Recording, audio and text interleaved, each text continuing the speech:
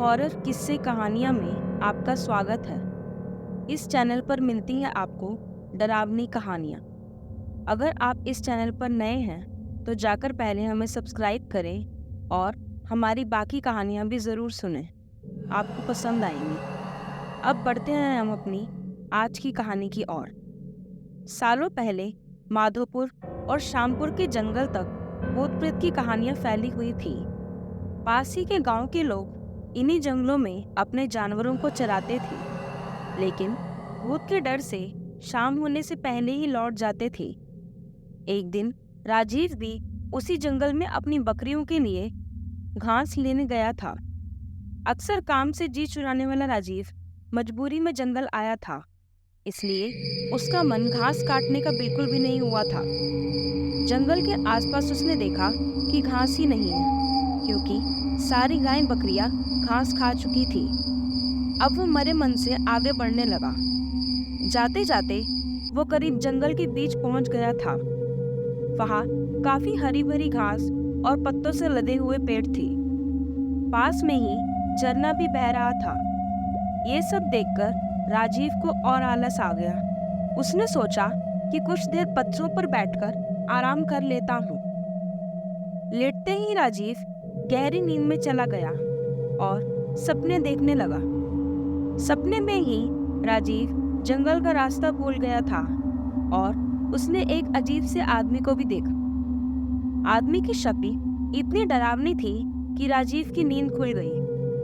डरा हुआ राजीव एकदम उठा और बकरियों के लिए घास काटने लगा। भले ही वो घास काट रहा था, लेकिन उसके जहन में सपने वाले उस डरावने इंसान की शक्ल जा ही नहीं रही थी।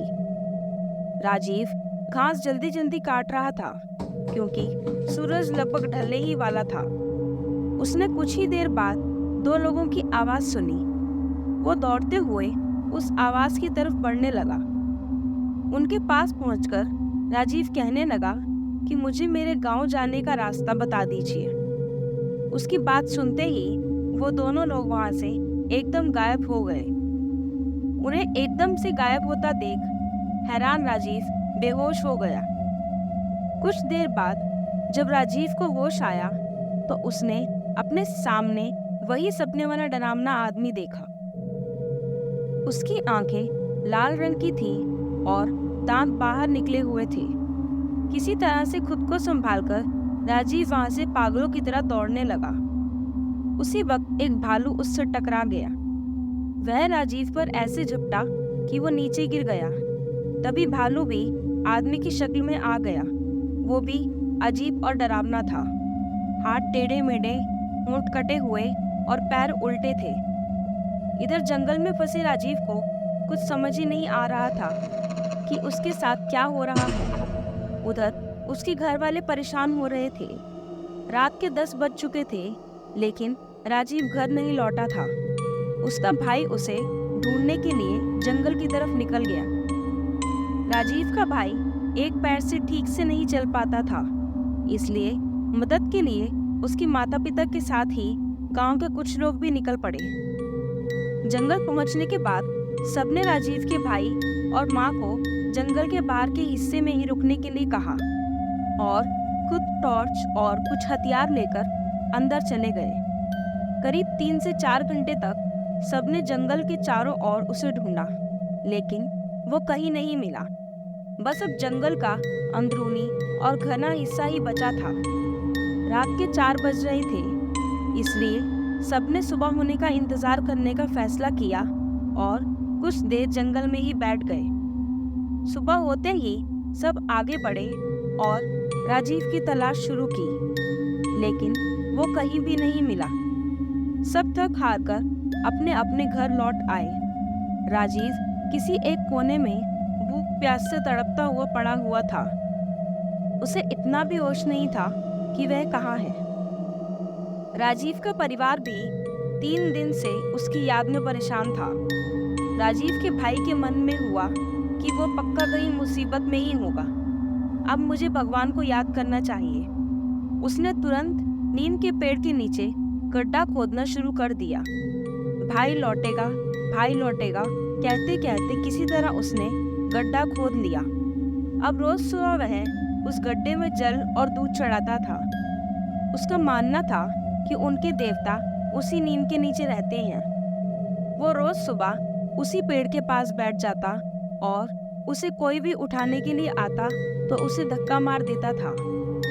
नीम के पेड़ के नीचे बैठकर राजीव का भाई बस यही कहता था कि मेरा भाई आएगा, उसे मेरे भगवान लेकर आएंगे। राजीव के नाम मिलने और उसके बड़े भाई की ऐसी हालत देखकर गांव वालों ने एक भगत को बुलाया।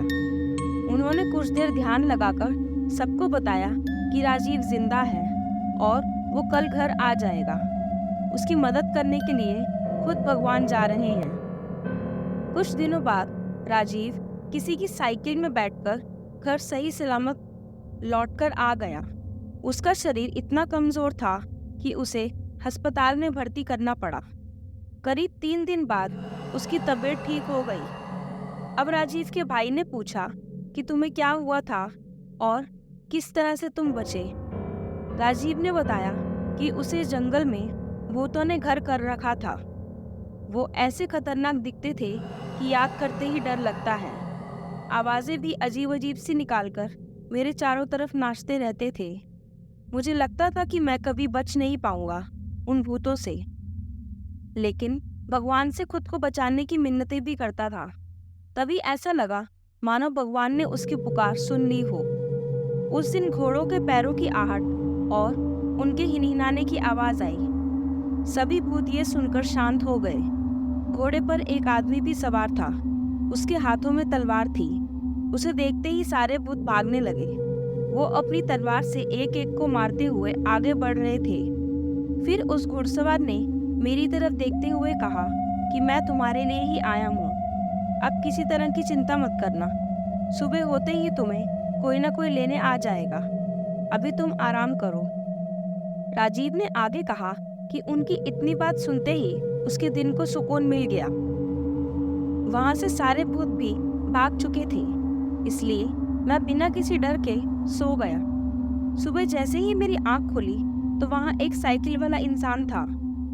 उसने मेरी तरफ हाथ बढ़ाकर कहा कि तुम्हारा घर कहाँ है, मुझे बता दो, मैं तुम्हें वहां पहुंचा दूंगा। उसके बाद वो मुझे घर ले आया। तो इस कहानी से हम यह सीखते हैं कि भगवान पर अटल विश्वास हो तो वो किसी न किसी रूप में भक्त की मदद करने के लिए ज़रूर आते हैं। तो आज की कहानी में इतना ही। ऐसी ही कहानियों को सुनने के लिए हमारे चैनल को लाइक और सब्सक्राइब करें। धन्यवाद।